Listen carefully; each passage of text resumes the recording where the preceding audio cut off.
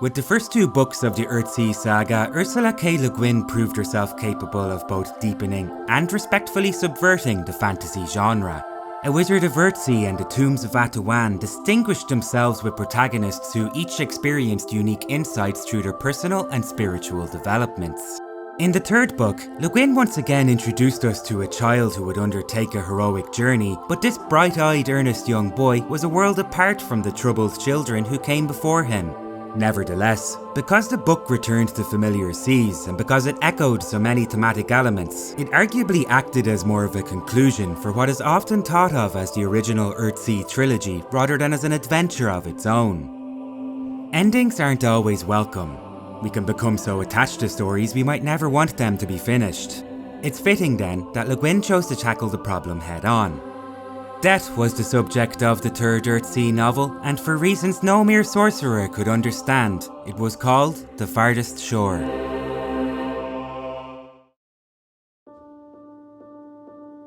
Much like the book before it, The Farthest Shore is written in a way that makes it a comfortable read for people who aren't already familiar with the Earthsea saga. Right off the bat, in fact, we're introduced to a new protagonist in the form of Aaron, a boy who's travelled hundreds of miles to warn the Archmage of Wizards that magic is disappearing from the world. As it turns out, the hero of the first Earthsea novel, Sparrowhawk, is now the Archmage, but despite his impressive resume, he's only able to say that there's a lot more going on than the loss of magic. A prophecy that the land would enter a golden age simply hasn't come to pass. Troubled by these strange developments, Sparrowhawk decides to sail across the Earthsea in search of answers, and insists that Aaron is the only person who should accompany him on the perilous quest. Aaron is an unusual choice of travel companion. As the son of a prince, he's educated, trained in combat, and will undoubtedly make a fine leader whenever he inherits his father's throne. That said, he's still barely an adolescent when he agrees to accompany Sparrowhawk and has never actually drawn his sword with intent to kill. To make matters worse, the first port they visit has fallen on hard times. Many of the people they meet there are not to be trusted, but the sole lead in their investigation comes from a disgraced sorcerer who's lost his magic and has surrendered to the bonds of drug addiction. Aaron is disgusted by the man. Sparrowhawk is too. Yet they have to follow him when he takes them to a land where only the dead can go. Once there, a shadowy figure tempts Aaron with the promise of immortality, and though he doesn't understand the terrifying offer the first time it's made, eventually his integrity is tested when he's forced to choose between a life of undying and a life well lived.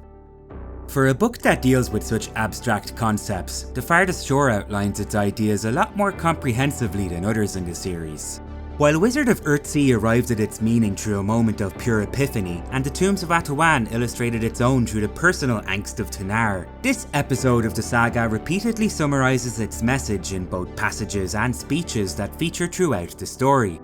All the same, even though Le Guin leaves little subtext to discover, she's always able to offer thoughtful observations regardless of how directly she delivers them. It's an impressive feat given just how much adventure she manages to cram in. At the beginning, it's clear that Sparrowhawk has grown secure in his position as one of the most respected wizards of the Earthsea.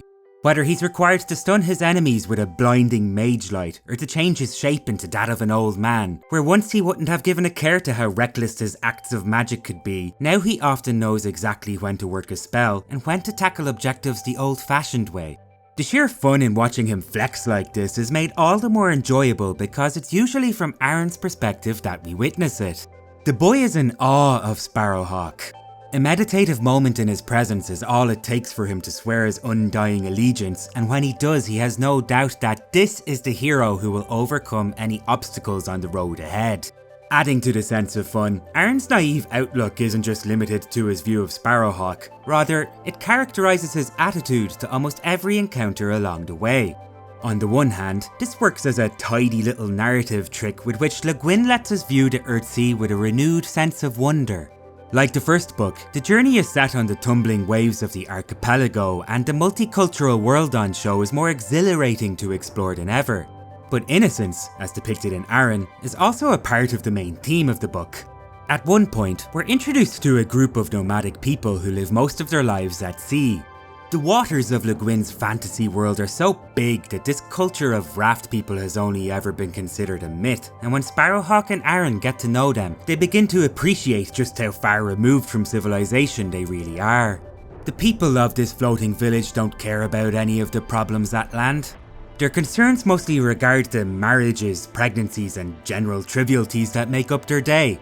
It isn't that the purity they represent comes from the fact that they're unfamiliar with sorrow. On the contrary, if a storm hits, they're all too aware that countless among them will be lost. But the way in which they accept the reality of death is so peaceful that they can barely envision fighting against a threat like the one Sparrowhawk and Aaron come to know. It's this contrast of life and death that's at the heart of the Farthest Shore. The islands and the sea have always worked as a metaphor for it, and the raft community's place within the idea demonstrates just how much about a culture of people can be understood by examining their relationship with their own mortality. After all, they float atop an abyss that could kill them if the weather turned, yet they continue to exist as they do, content that no matter what happens, things will unfold as they should. Of course, this is a mindset that's been present in the series since the very beginning. It's heavily influenced by Guin's abiding interest in Taoism, a philosophy that emphasises humility as a means of achieving harmony with the unpredictable rhythms of the universe, and you can see hints of it again in the growth of Sparrowhawk's young companion.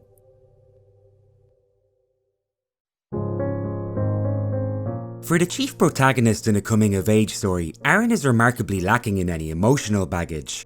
He has no demons that haunt him, no family secrets to confront. Yet he does share one weakness with many people of the Earthsea. Aaron is afraid to die.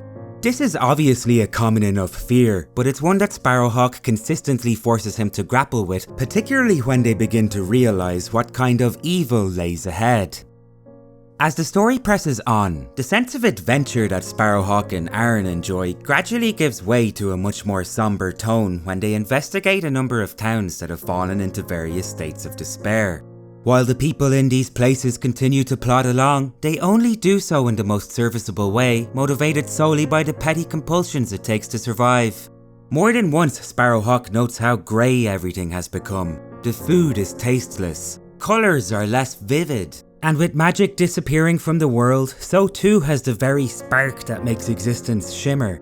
What's more, when they begin to meet more and more wizards who have forgotten their power, it seems clear that these men have allowed their knowledge to lapse in their attempts to find the shadowy figure who promises immortality, but who inevitably keeps the secrets of eternal life to himself alone. Ultimately, Aaron's instinct to escape death turns out to be the means by which they can track the villain down. But when he's actually faced with the offer to live forever, he's able to draw his sword for the first time and plunge it into the man because of everything that Sparrowhawk has helped him to learn along the way.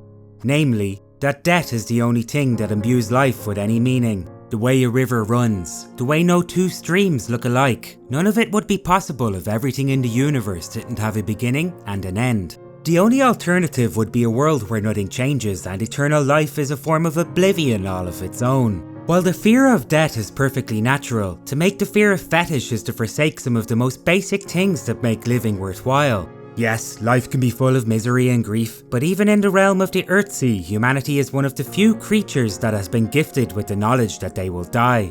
By acknowledging this fact and not running from it, Aaron is able to achieve a properly balanced sense of self and become an adult who isn't ruled by fear. A virtue that earns him his selfhood and the privilege to complete the prophecy that has remained unfulfilled for so long. In the end, Sparrowhawk announces his true name, Leviathe, declares that he is to be the first real king that the Earthsea has had for centuries and that he will be the one to unite the Isles and usher in the long-awaited Golden Age. Of all the Earthsea books, The Farthest Shore aligns most comfortably with Joseph Campbell's idea of the hero's journey, which Guin presumably became familiar with after her first fantasy novel was published. Among the criteria it meets, when Aaron leaves home he's initiated into the realm of magic by a wise old man, overcomes his greatest fear to defeat a powerful source of evil, and returns to his country a king where he is able to bestow peace and prosperity on all the land. In general though, Guin didn't particularly respect archetypical theories like the one Campbell put forward and even went so far as to call them fatally reductive. It isn't surprising then that The Farthest Shore is often at its dullest when it sticks closest to the heroic tropes of its genre. The story only really feels animated when Guin turns her eye towards the multifaceted inner lives of her characters and how their identities are shaped by the way in which they interact with the world around them. Each episode in the Earthsea saga features a child who has to acknowledge every part of themselves in order to ensure they are in command of their life. To some extent, coming to terms with their mortality is how they do this, though in the first 2 books death is only a small part of a much broader revelation. For instance, in A Wizard of Earthsea, Sparrowhawk does express some thoughts on the fleeting nature of life when he prepares to confront his shadow, but his arc is just as much about admitting his faults as it is about accepting death. Meanwhile, in the Tombs of Atawan, while you could sum up Tanar's ordeal as abandoning the belief that she will be reincarnated, it's also about how she can reclaim her identity from a society that wants to own her. The Farthest Shore, on the other hand, puts the emphasis entirely on the misguided desire for eternal life and even ties the message into an ending for a character who's been through it all.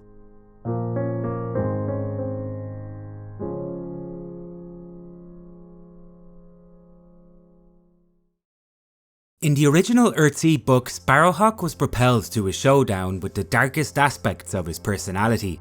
To overcome them, he had to recognise his demons as an inseparable part of himself.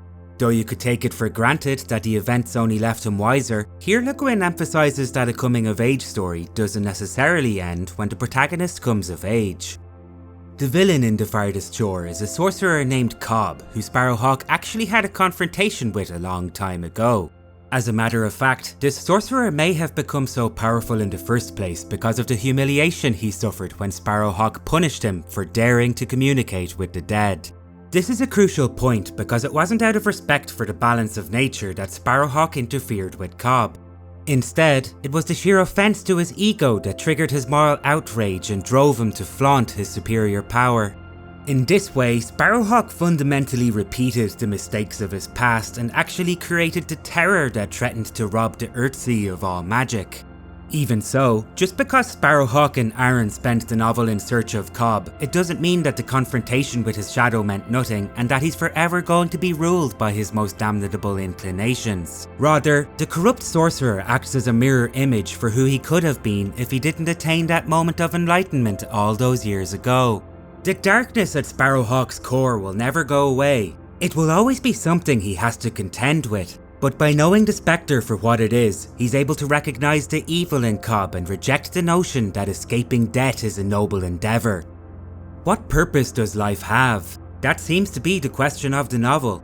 When Aaron and the other characters are at their lowest points, it's fair to say they're overcome with all-consuming waves of depression. Nothing can convince them to fight against the malaise that spreads like a cancer across the land, or even that there's any redeeming qualities in their fellow man. In these instances, it would appear that the purpose is only to survive, regardless of whether there's any other reason to. Death is the one sure thing that needs to be avoided, and when it becomes their primary focus, everything else becomes just an expendable cost. More than that though, in the book's message that living just because you're afraid to die is an empty pursuit, so too it shows that power for the sake of power is a toxic, hollowing way to live that robs the world and yourself of any dignity or worth. You can see it in the disgraced wizard who cares more about his drug habit than anything else. You can see it again in the villagers whose pettiness and greed are their only notable motivations. And of course, you can see it in the ship of slave runners that our heroes meet halfway through the story and who treat other human beings like nothing more than livestock. There has to be more to existence than the goal of personal gain.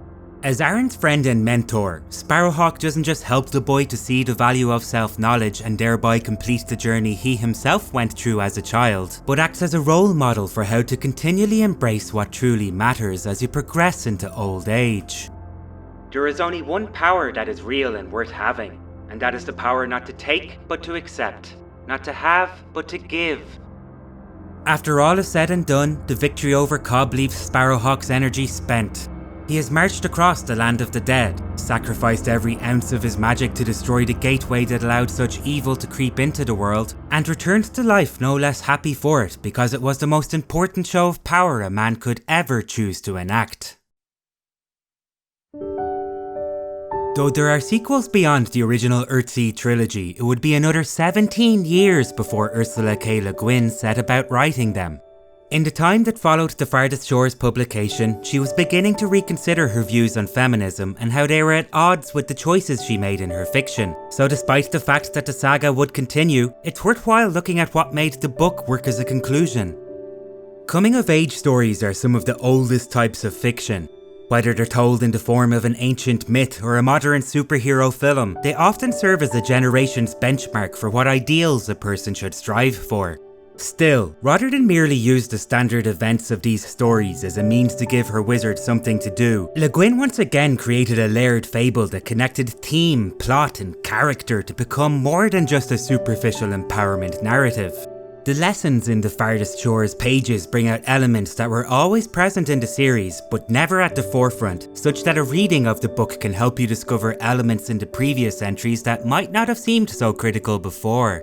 Moreover, because what Sparrowhawk and Aaron go through is drawn with such nuance, the journey is one that takes place inside of you, not just as a story to enjoy, but as a discourse that allows you to sympathise with both characters' outlooks, even when they're at odds with one another.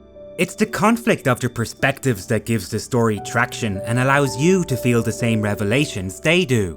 Guin's respect for writing was such that she believed by giving herself over to a story, a fantasy story in particular, it could be just as meaningful as undergoing psychoanalysis. And though it's certainly true that while the original Earthsea trilogy might not work as a magical cure for all a person's ills, if you're open to what it has to say, then it can become an incredibly nourishing source of food for the soul.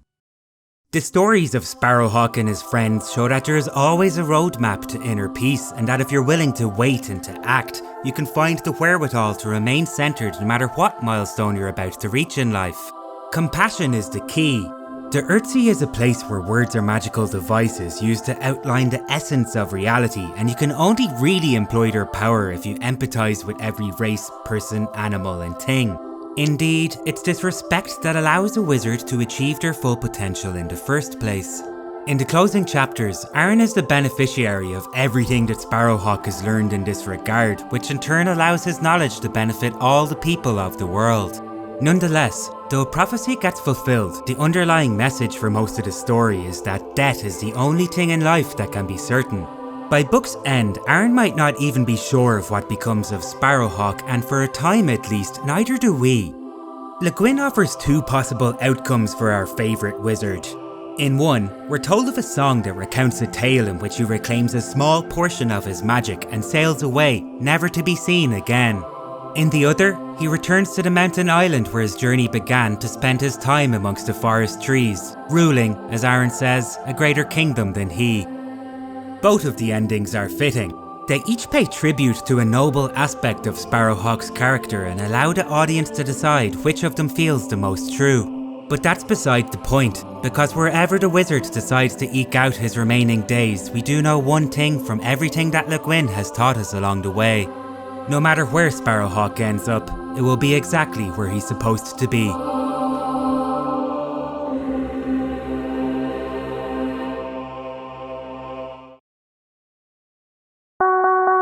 Hello wizard lovers, Simon here.